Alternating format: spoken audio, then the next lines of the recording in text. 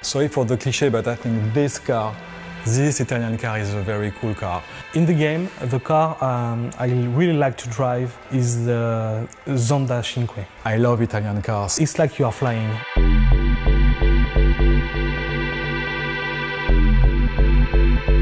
One of the decisions we had to take when we started Test Drive Unlimited 2, it was do we keep the old racing engine or do we develop a new one?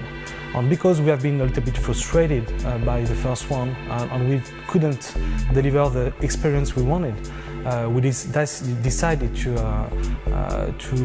rework and to recraft from scratch. For this game, it was quite important how we balanced the handling out. So it's always been about this kind of balance between arcade and simulation handling. And we'd kind of reworked the whole handling to kind of achieve the aim of upgrading this for the new game.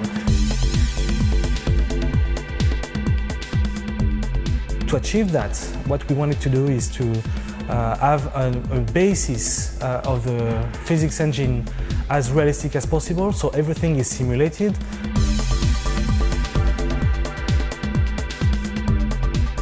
With this new handling, you can drive a classical car, you can drive small power cars and very high-end cars like those ones.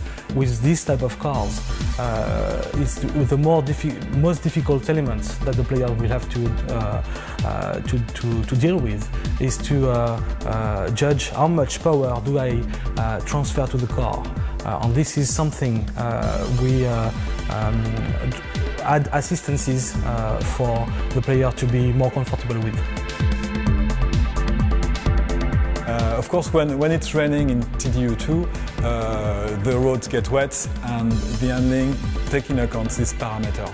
It changes the way the grip and the tires are in contact with the road. We had to simulate that as close to the reality as possible. So it's take very large variety of different cars, different handling, different kind of surface that you go on, and weathers. What we have now, it's 90 plus cars. So the beta side of things was an interesting one. I mean, we went into that with, you know, a couple of kind of things we chiefly wanted to achieve.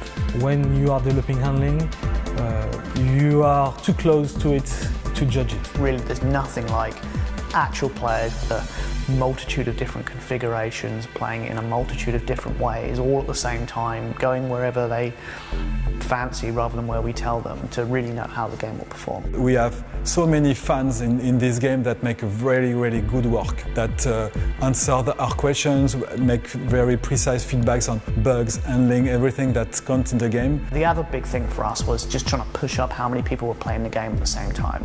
Look what happened in the real world, because there's only so many people you can get internally playing it, even with a nice large test group. It's nothing compared to a real world play environment, so it helped us kind of emulate that. And the good things about Test Drive is that it's a game that we will stay with the community together and continue developing. You know, we've put our heart and souls into this game for the last few years, and we've been working with many of the fans out there to try and get it exactly right and on the nail, and we're all very excited that it's going to be coming out soon. What we are sure is every player will find his car.